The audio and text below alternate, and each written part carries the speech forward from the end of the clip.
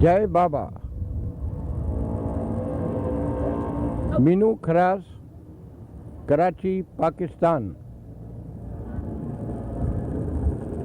By the grace of love of our beloved Baba, an opportunity has been presented today by our dear Baba Luck brothers, Irwin and Edward, to speak a few words about our beloved Baba and my association with beloved Baba from Sunday 17th of January 1932 at Nasik until Friday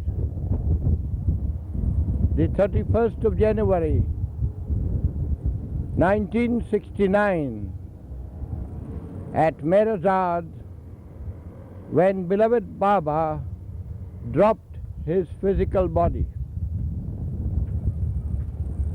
It is indeed a very long period,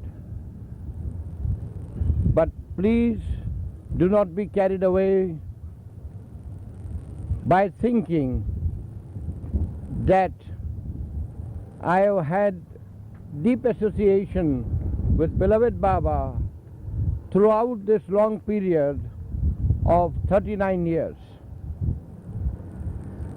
At the same time, the association physically with Baba has been pretty deep.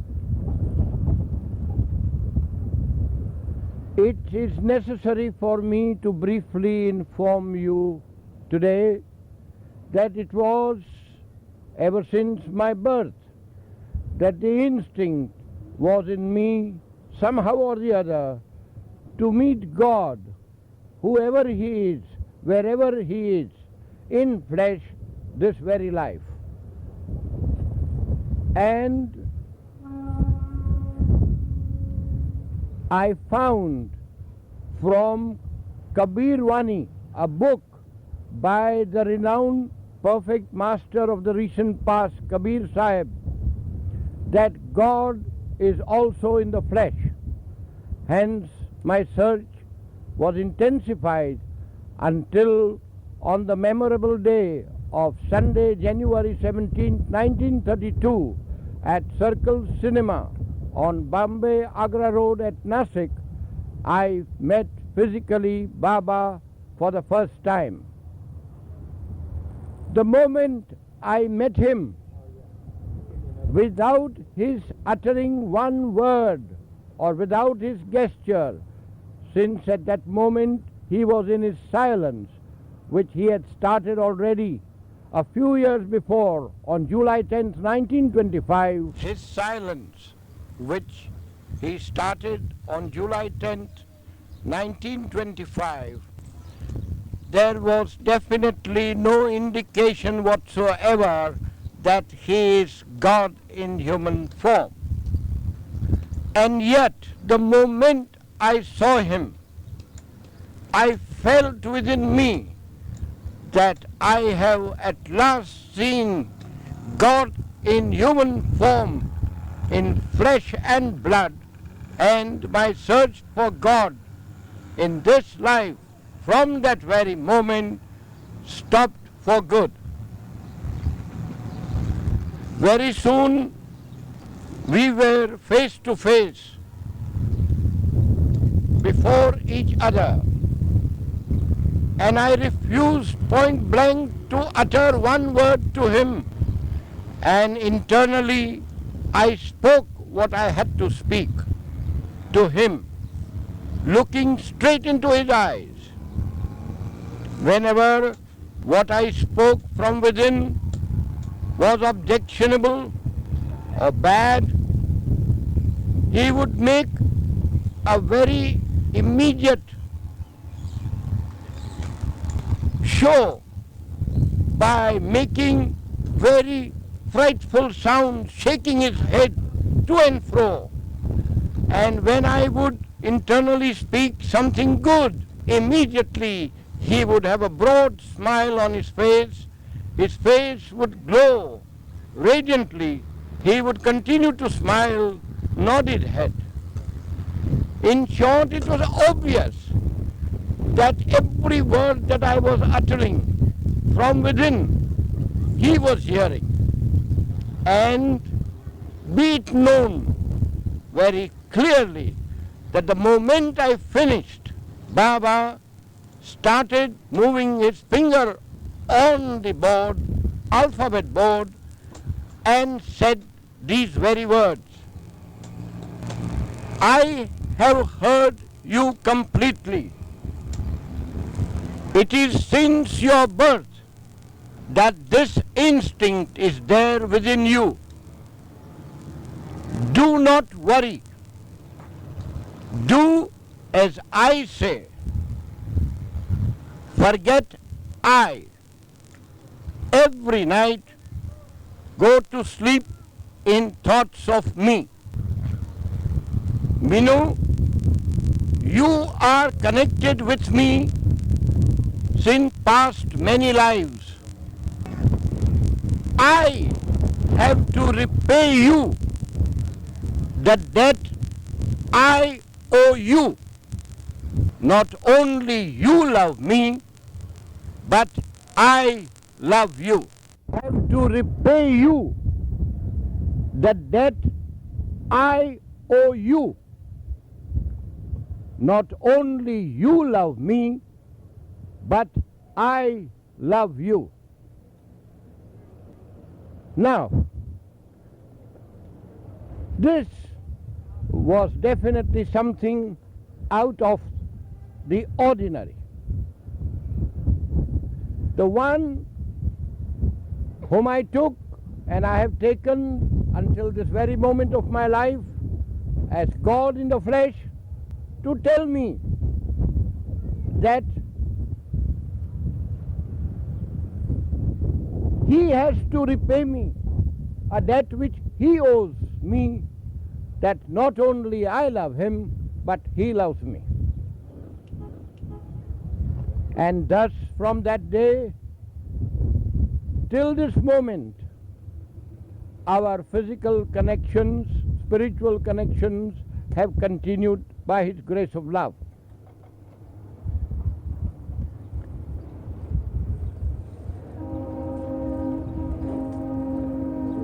During those days in Nasik, everybody used to shout and yell, Sadguru Meher Baba ki Jai. Neither Baba spoke one word about himself as the avatar, neither anybody else spoke his Jai as Avatar Meher Baba ki Jai, as we have experienced in later years in his life up to this very day. But from the very beginning, I have been telling all concerned, and more than once told him, Baba, what is this Sadguru? What is this avatar? You are nothing short of God Almighty, Parvardigar. And hence many of you must have known that even the resident Mandali, both men and women of beloved Baba, have, to our great satisfaction and happiness, cultivated the habit of greeting us whenever we meet them with Parvardigar Meher Baba ki Jai instead of the usual Avatar Meher Baba ki Jai.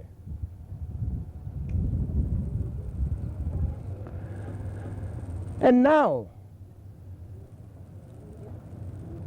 not because of ego or anything of the kind, I'm sure you would love to hear a few more utterances of Baba in regard to me, because these utterances connect me with him in regard to the role inside the house, although the doors were closed. And the watchman says that along with that man, he was present and he saw the man sit beside me on my bed and caress me. And the chowkidar felt that that could be nobody else but God. Well, I can't tell you what made him to feel that, but he said that. And years later, years ago, when in teens, a schoolboy, I vividly remember a watchman, an aged, pious man, one day told me, "Baba, God comes to see you in the night when you are asleep." Naturally, that baffled me, made me wonder as to what this old man was actually talking. But when I investigated years later, it has proved that the watchman had said that a holy figure, and as he described him and the dress, it was none other but beloved Baba, who he said came a few days in succession, almost at midnight time. One day told the watchman to drop his stick which he was holding in his hand with intentions to beat that figure for intruding in the compound premises at that late hours of the night. And the holy man catching hold of the watchman and taking him along with him inside the house when the doors were all closed. And the old man said that the holy man sat beside me on my bed and caressed me. And that holy man was none other but God. And right enough, Baba was physically present a few houses away, then in Karachi, with his then resident Mandli.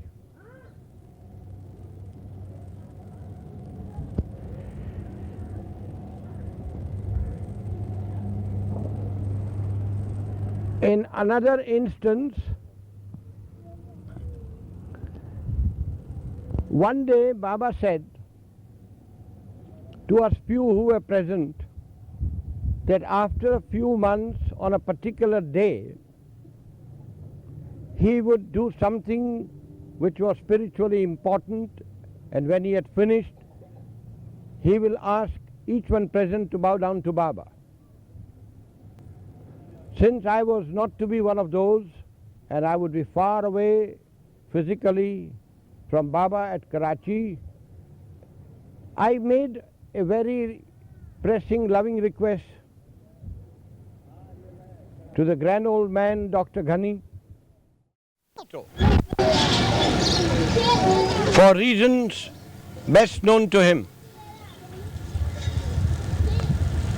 Ever since the partition of the subcontinent, he has visited once.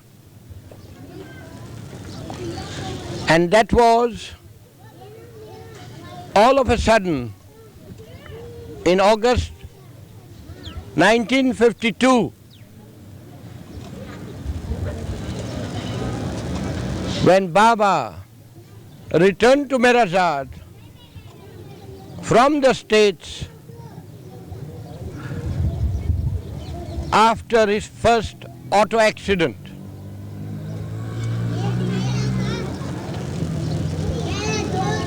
The orders came all of a sudden one day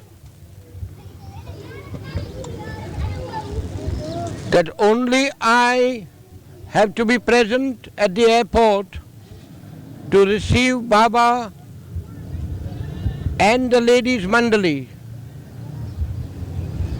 few of them who were then traveling with Baba, including Meramai, the beloved of our beloved.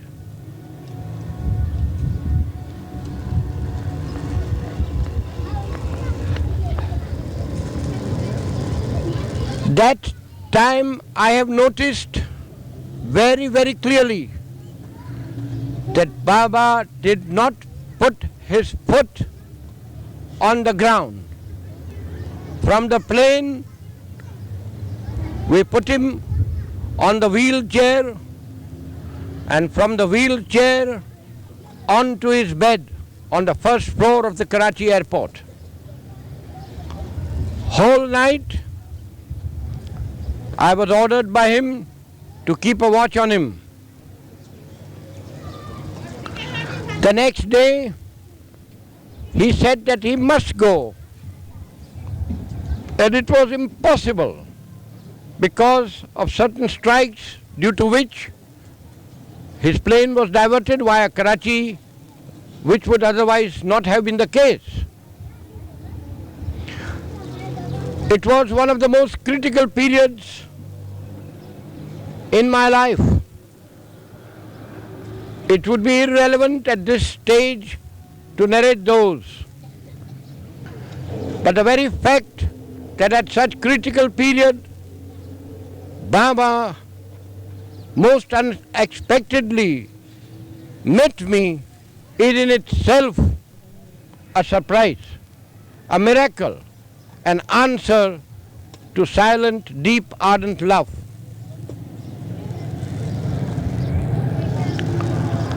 Why I narrate this incident is for quite a different purpose.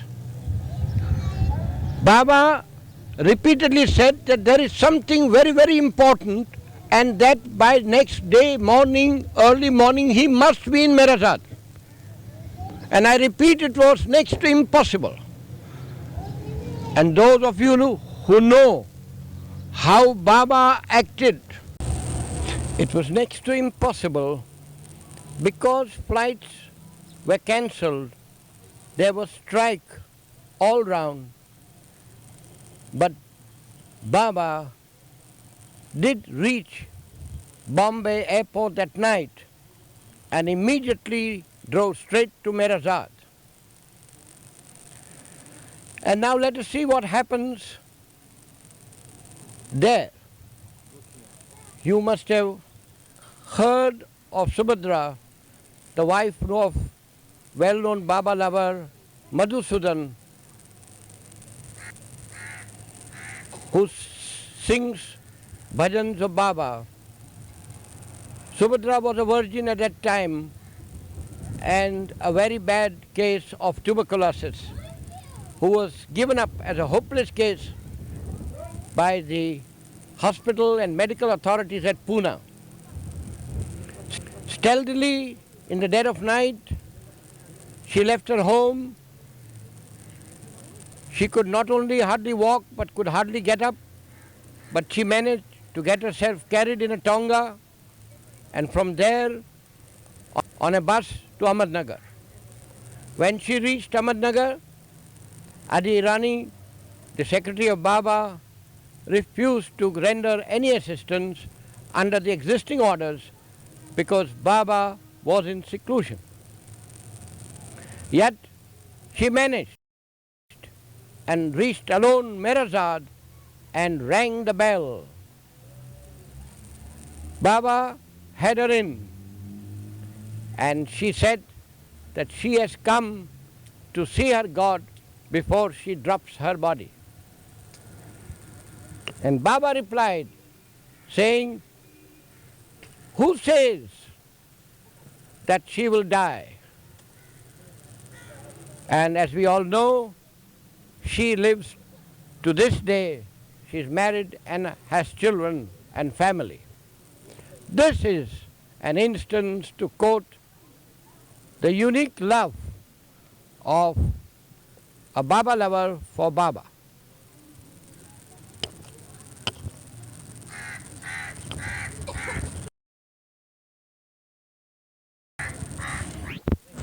And now I feel it is my bounden duty to give you all a few cautions based on my experience with Baba. The first caution is that never disobey Baba. You have heard me tell you very astounding utterances of Baba in regard to me and the role, according to him, that I will have to play at the time of the holy hour with him. She got for her love for her God.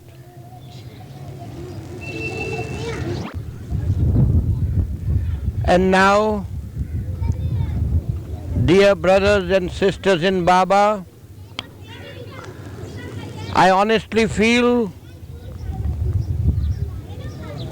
that I will not have done my duty if I did not give you frankly some of the cautions that are most essential. And the role, according to him, that I will have to play at the time of the holy hour with him. At the same time, let it be frankly known to you all that the day when Baba said, Minoo, you are spiritually perfect from top to toe, but your eyes are very bad. And he gave a clean warning, beware of a lustful act. So, purity and purity of love is the first thing with Baba that counts the most. The second is do not disobey Baba. I frankly admit that with all the love for him, with whatever little understanding I have by his grace of love, I am one of those very few foolish ones, stupid ones of Baba who has unwittingly, unintentionally disobeyed him more than once. And the result is the sufferances through which I have passed, of which many of you are aware.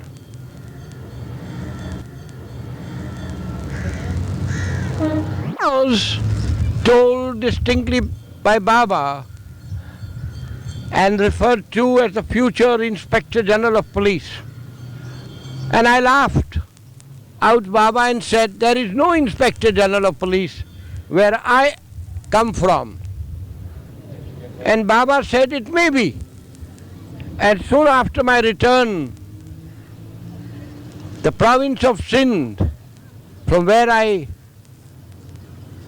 to which I belong to, was separated from Bombay Presidency those times, and the Deputy Inspector of General became the Inspector General of Police. The next point is, please never insist on Baba insist on Baba not to give you any order of your choice. Let Baba give orders not because of ego or anything of the kind. I'm sure you would love to hear a few more utterances of Baba in regard to me, because these utterances connect me with him in regard to the role that will be played during his glorious manifestation.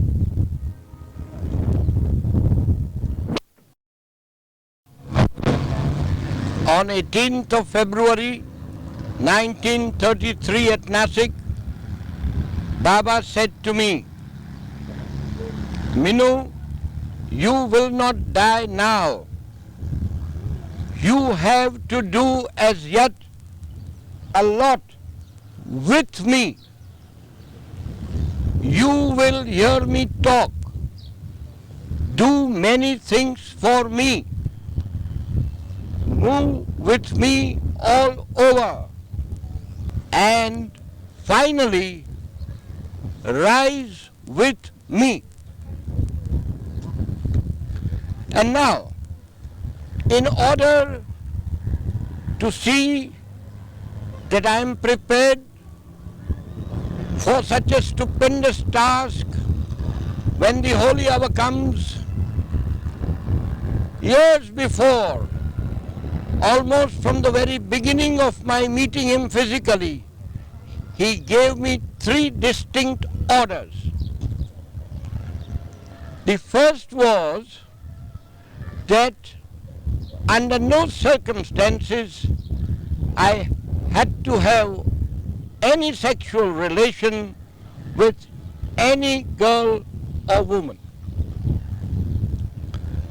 Second, not to touch even a drop of liquor, even at the cost of my life. And third and the last, not to smoke at any cost. And believe me, every time that I met him, thereafter, the moment he saw me, he asked the 3 questions. Minoo, any relationship with woman? No. Any drop of liquor taken in? No. Any smoke? No.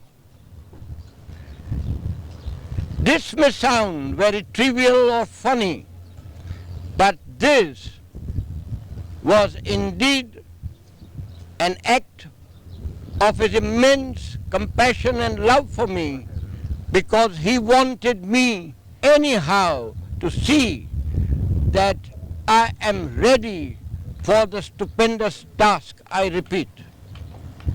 Now I suppose you all would like to know, one day Baba said to us few who were present, that after a few months on a particular day, he would do something which was spiritually important, and when he had finished, he will ask each one present to bow down to Baba. Since I was not to be one of those, and I would be far away physically from Baba at Karachi, I made a very pressing, loving request to the grand old man, Dr. Ghani, and he promised that he will bow down his head on my behalf after having once bowed down his own head. People present were surprised and taken aback for a while when they found to their amazement that Dr. Ghani, who was always almost the last, was that day almost first. And they were doubly surprised when they found to their amazement Dr. Ghani come again up to Baba and bow down his head. But the moment Dr. Ghani lifted up his head, Baba said, no, no, no, no, put head properly. Again, poor Dr. Ghani put his head. And again Baba told him, no, no, no, no, no. Again this went on for a number of times until Dr. Ghani was totally surprised and fed up. And he said, Baba, what is all this nonsense? So Baba said, what nonsense? You have given a promise to somebody and fulfilled that promise 100%. So Dr. Ghani said, but I have done so. He said, no, you have not put head as the one whom you have promised puts his head. So the Dr. Ghani said, Baba, how the hell am I to know?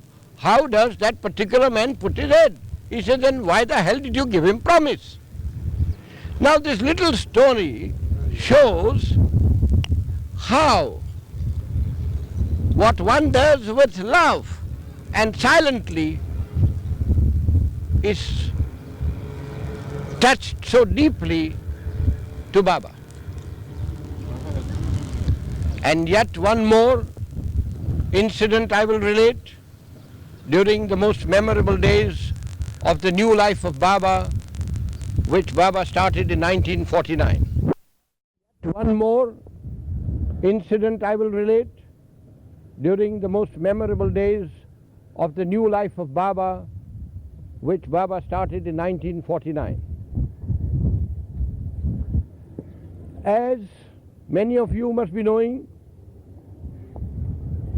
I was one of the Yashwalas. In the new life, there were Yashwalas, No-Walas, and Arrangement-Walas. To make the long story very short, those were the days prior to the commencement of the new life, when we had not to laugh, when we had not to cry, when we had not to show any emotion, when we had not to bow down to Baba, when we had not to ask him any question, and so on and so forth. And although I was one of the Yashwalas, I was the only one who was singled out by Baba as permitted to continue to remain in old life as Yashwalas. So, still being human, I felt that I would be physically absent in the new life. Of course, this was my weakness, because Baba made it very clear that that was going to make no difference whatsoever. And I determined quietly within myself, for example, that I will give my shirt to Gustadji. I will give my pant to Pendu. I will give my slippers to Eret. And so on. And right enough, within seconds, Baba said, wait, before you all leave for tea. Mind you, you will not give your pant to anybody. You will not give your shirt to anybody.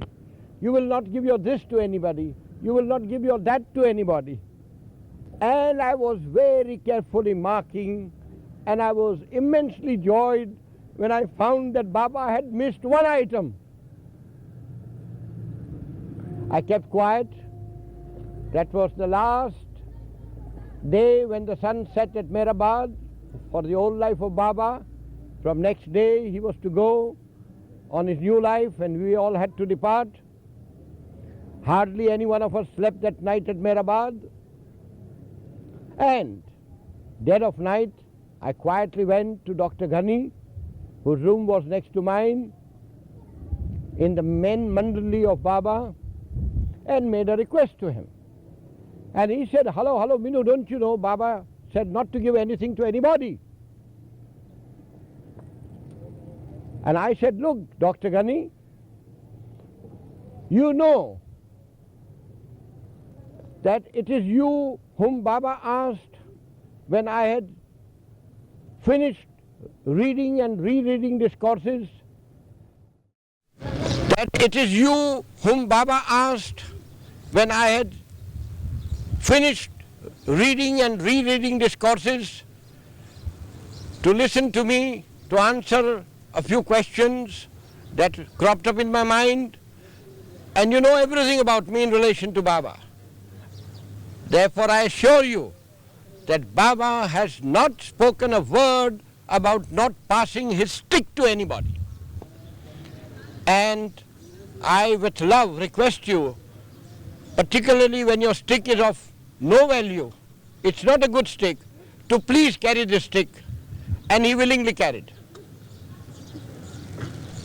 In new life, as you all must have also read and known, after some time Dr. Ghani was sent back, and that was from Dehradun.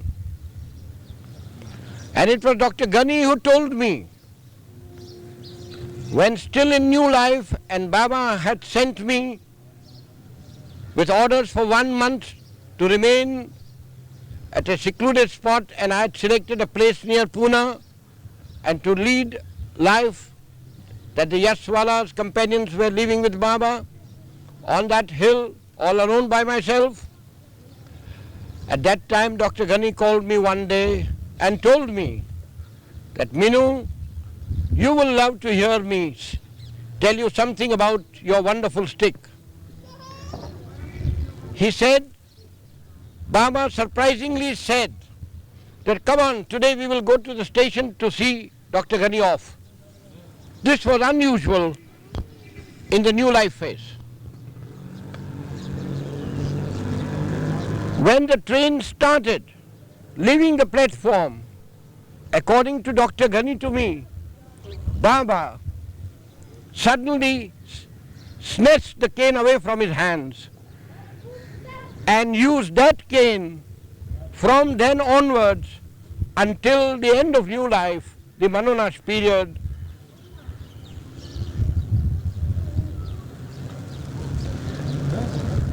at Merazat. Now this little story also shows that anything done with love, because the stick was given with love, with full of my tears that night, memorable night at Mehrabad, that at least you, my stick will be with Baba if I would not be, and you will please remember me as I will be remembering Baba all the time. So any act of love does not escape him. And yet more, one incident, there was a Muslim young man who suffered very heavily, badly, with tuberculosis at Karachi, who luckily could see Baba just once at Guru Prasad in Pune, and thereafter soon died.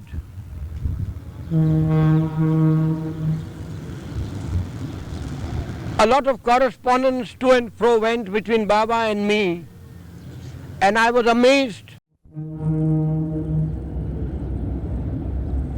A lot of correspondence to and fro went between Baba and me, and I was amazed to receive the nature of the replies.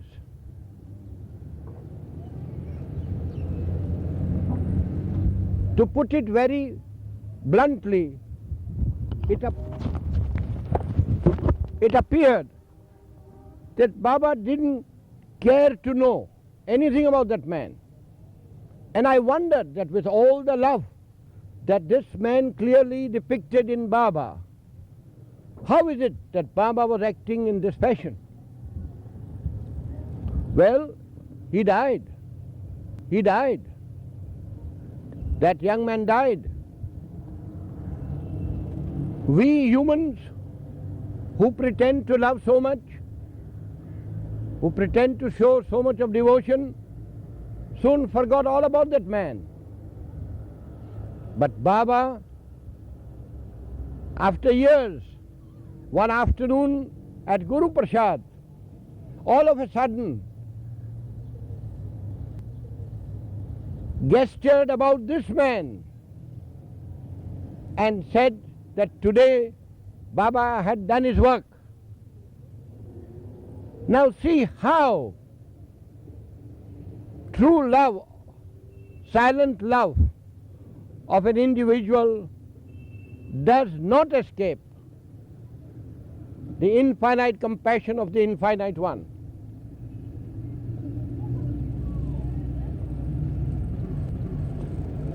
I do hope that these instances, as related by me, will go home to the listeners, that it is love and love alone which is the master key, and Baba told me once about love, that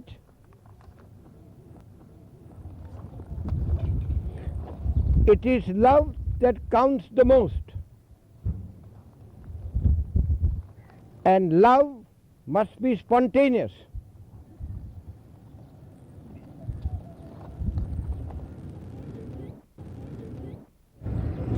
And now you would also be happy to know that quite a few things Baba has given me in his lifetime. And one of those that I cherish the most is his own alphabet board, which he presented to me with all love. A very deep hug and kisses on the memorable day of March 21st, 1933 at alphabet board, which he presented to me with all love. A very deep hug and kisses on the memorable day of March 21st, 1933 at Nasik, the day when his brother Behram got married. This he did because all of a sudden there was a shout on the mic for me that Baba wanted me immediately. And when I went to him, he said, "Minoo, today it is the wedding day of my brother. Speak for the occasion." I was a young lad under training as a sub-inspector of police at the police training school at Nasik, and off I went on the mic, starting with Meher Baba and ended with Meher Baba, and Baba was so pleased that he presented me this alphabet board. This is the board which, according to him, he took with him on his first tour of the West.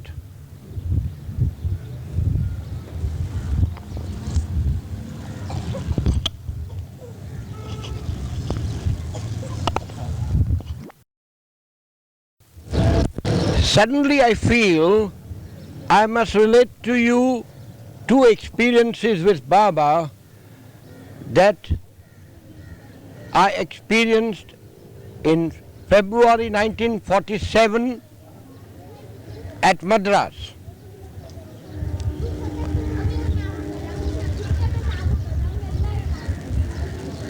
In all these years with Baba,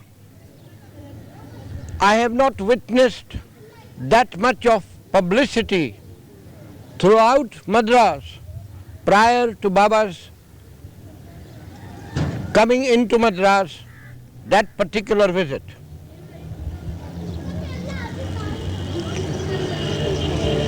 Adi Dubash and I from Karachi had attended,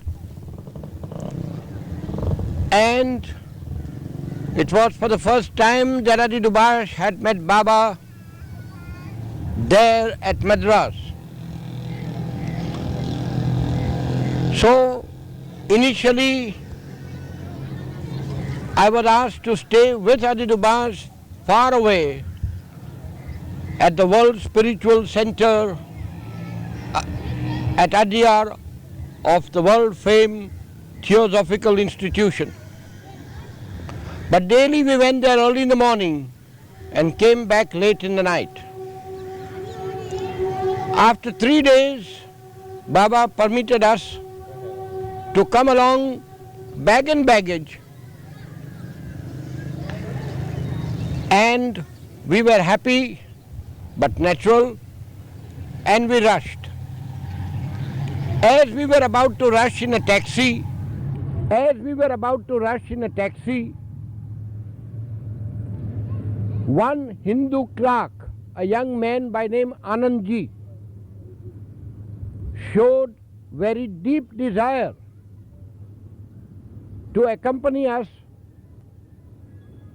a few miles away where Baba was, more particularly when he knew that Baba was to leave Madras the next early in the morning. The taxi man, with all our pleadings, point blank refused to take the man and his cycle. The man determined to cycle over 12 miles so late in the night, but before he could ride his cycle a few yards, both his tires got punctured.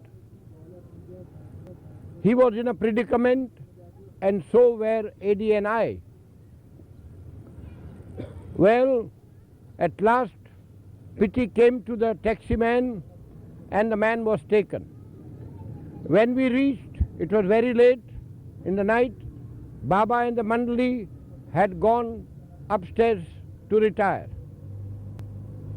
So we told the man there was no other way but to take his chance sometime in future when Baba would visit Madras. But the man was adamant with love, and said that whole night he would sit out on the road on his both the wheels punctured cycle, and at least early in the morning when Baba would pass, he would be able to see Baba from distance. This was nothing short of love. Love that is needed for the Master. And just see what was the result. When we went up, we heard Baba talking to the Mandali that had everybody had darshan, that everybody is gone, and they said yes. I immediately intervened and said, no, Baba, there is one. And Baba showed all surprise and disgust and what not in his usual fashion, outwardly. But when he knew that there was somebody with love waiting, immediately Baba gave me orders to bring that man up. And you can imagine the happiness of this man Anandji. And he saw Baba, he cried, Baba petted him, loved him, blessed him, and he went. But just wait. Who was this Anandji? He was a mere clerk in the spiritual headquarters of the theosophical center of the world. Just an ordinary clerk. While clerk in the spiritual headquarters of the theosophical center of the world. Just an ordinary clerk. While all the high-ups and the intellectuals and what not did not feel a desire to see Baba, this poor man through love determined to see, and he succeeded. This is an instance of compassionate father's love for his lovers. And one more remarkable experience of Madras. Baba had distinctly passed orders to his lady host. I think her name was Mrs. Janaki, that any person of importance, social or otherwise, immediately when he or she passes taking Baba's darshan, should be introduced. And this lady prevailed upon the mayor of Madras to anyhow come and have darshan of Baba. And at last, after days of pleading, the mayor of Madras agreed on one condition, that he will not be introduced. In her keenness, with love, to see that such a high man as the mayor of Madras has darshan of Baba, among so many others, she forgot the order of Baba. And now, when the row of darshanis passed by Baba, and when this man, who was exceptionally tall, and his name consumed almost all the letters of the English alphabet, so long, when he passed by and he was not introduced, when he went and he was at the end of the room, Baba clapped and stopped. This man understood and he tried to rush out, and Baba pointed out, stop that man. And he was brought before Baba. And Baba asked the host why she disobeyed the order, and then she remembered, and Baba said, it's all right, since everything was done with love, it's all forgotten and forgiven. But here the story doesn't end. You see, this man kept mum, spoke not a word. And Baba immediately told somebody next to him that tomorrow when Baba goes to visits at some houses and places, this man will be the first. So it was written. Then Baba again on his own pointed out very clearly and distinctly that, mind you, I'm not going to go to his house. I'm going to go to his picture house.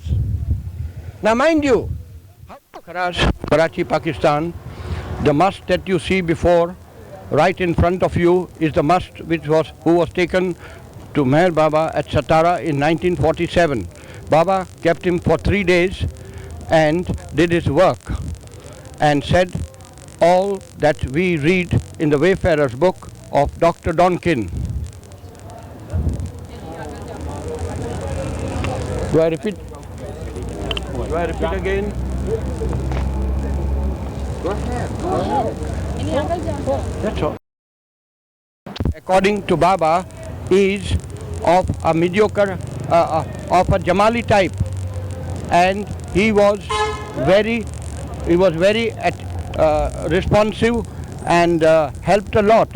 I took him from Karachi to Satara via Hyderabad and Ahmedabad and Bombay and Pune, and Baba was very much pleased with his work, and when the work was over, he was brought back and left over here, and ever since he is in this vicinity.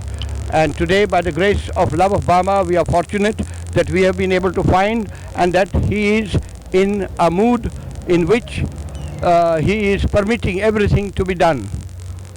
To me, he looks very much changed today, unlike ever before. That is, he's more clean, he's more helpful, he's in a white kafni instead of a dark kafni that he always wears. And you see him, if you watch him closely, doing his own actions and murmuring something that we do not follow. Well, we are pleased that at least one of the must that Baba contacted in his lifetime has been seen by us today.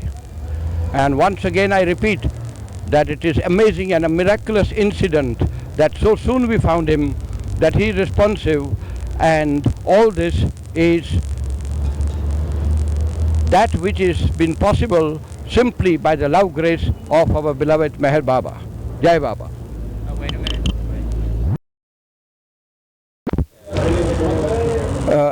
From the very beginning it was a very difficult task. First of all, one had to know as to who really must is, and because these musts are those who appear exactly as mad people. But with little few hints that I had then got from Papa Jasawala, father of our brother Arad Jasawala, I could understand something, and wondered when I took 3 of them before Baba whether they were really must. And Baba said that one of them was stark mad, while the other 2 were, and this is one of the 2. Now from Karachi when we started, we had to change them at Hyderabad, the first place, with some difficulty. But from Hyderabad to Mawad, there was such a confusion because these musts started urinating, these musts started passing the stools, and the whole compartment was stinking, and the only way left out to me was that to write outside, made men inside, enter at your risk.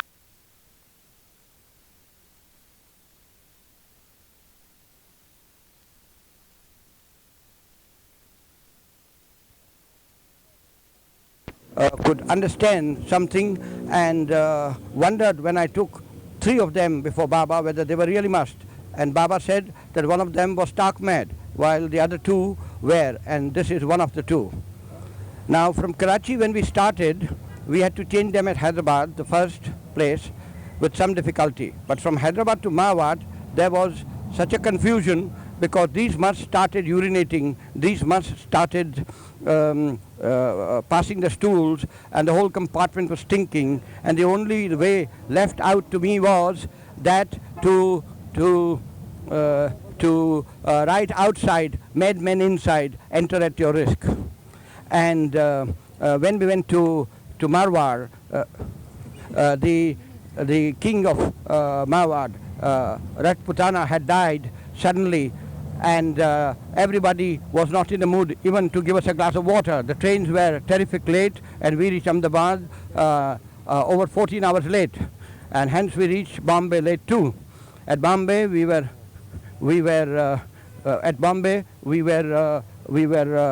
CID people were there, and they wondered, but we managed. And in the Deccan Queen we made them sit down. Deccan Queen is one of the most aristocrat trains, you know. I mean, a train where big people go, and it was very much terrifying to me that lest they should start urinating and passing stool, what would happen? But they behaved wonderfully well, so surprisingly, that when we reached Pune, we were happy. But at Pune, for days together, the trains had stopped, there was a strike, and we didn't know how we would go to Satara. And there also is a very funny story that with great difficulty I could manage a special carriage, and in that carriage I just gave a cock and bull story saying that I have my wife and I've just married, and I would be grateful that I would recompensate them, and that's how the guard and the men in charge allowed us. And when we reached Satara early in the morning, it was Baidul who came to receive us. And I told Baidul, well, here is the charge. It was the deadline of Baba that if I had missed that morning, I had missed the chance. But by Baba's grace and grace alone, I repeat, that I succeeded and handed over the must to Baidul. One of the must, soon after entering the house, disappeared. And they had to search all round Satara, and with difficulty caught. And it was not this one. He was, as I said, very genial, perfect Jamali type, and helped a lot. And Baba was infinitely pleased with him. Even today, believe me, I'm surprised that how, before this crowd, he is sitting quiet and permitting. And one wonders whether he remembers that in his lifetime he was taken before the mighty Meher Baba at Satara, and that was in 1947. Thank you. Jai Baba. One wonders whether he remembers that in his lifetime he was taken before the mighty Meher Baba at Satara, and that was in 1947. Thank you. Jai Baba. Appearance, there is hardly any difference than what he was so many years back, except that today I find that he is appearing to me very, very normal. In all these years, because of Baba's orders, I never came back, never contacted.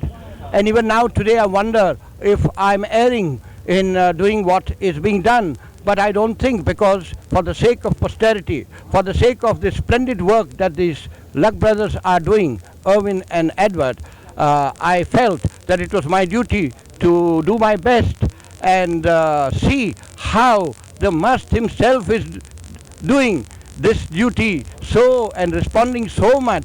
And I feel that he feels that Mama is asking him to allow, because all that is being done by Luck Brothers is through sheer, absolute 100% love for Baba and for the good wishes and good intentions for the posterity. I must here confess that that definitely the Luck Brothers are blessed ones of beloved Baba. Thank you, Jai Baba.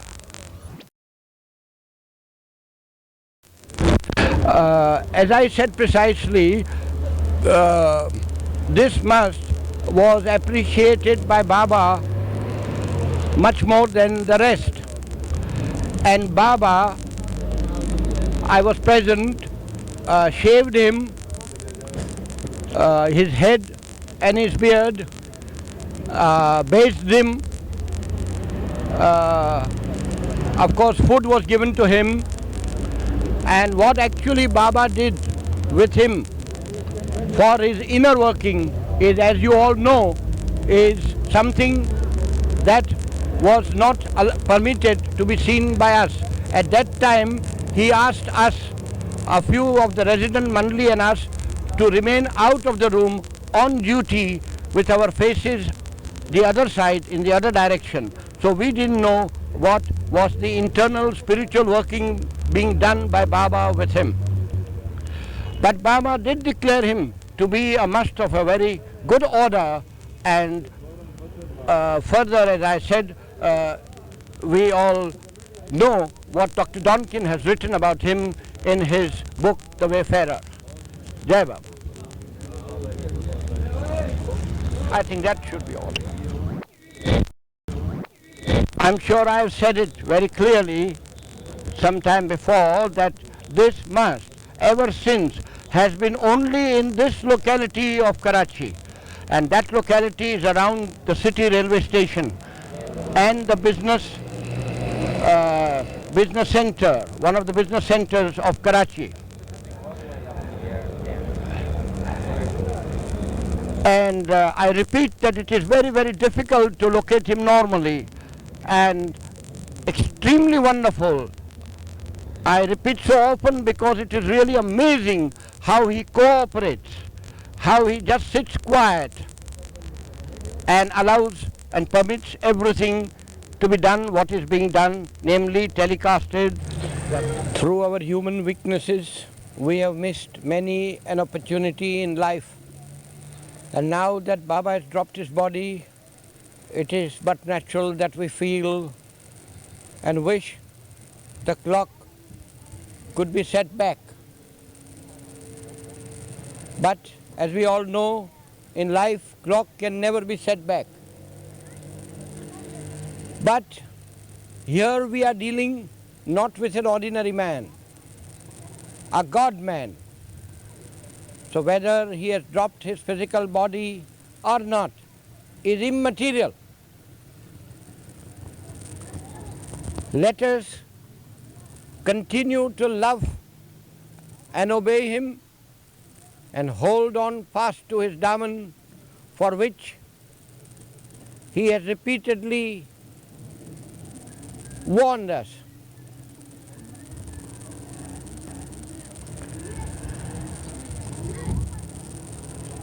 Please well remember that in his no advent in the past, he has made utterances anywhere near to the utterances that he has made about himself. To put it very straight and briefly, it is in his this advent that he has made it abundantly clear with repeated assertions that I am the ancient one, the highest of the high. It is in this advent that he has said not only what he has said in the past advent, that I am God, as have many mazhubs said, Many God-realized souls have said, but he has said, I am God of gods. I repeat with all love and emphasis at my command, brothers and sisters, that please well remember and bear in mind that fact. And it is this man, the greatest, the highest of the high, the ancient one, who on the eve of the dropping of his body has said that the dropping of his body is the great event, and that the only thing that we should do is to constantly remember his last message to us, in which he has said, I am the divine beloved, worthy of being loved, because I am love. He who loves me because of this will be blessed with unlimited sight and will see me as I am.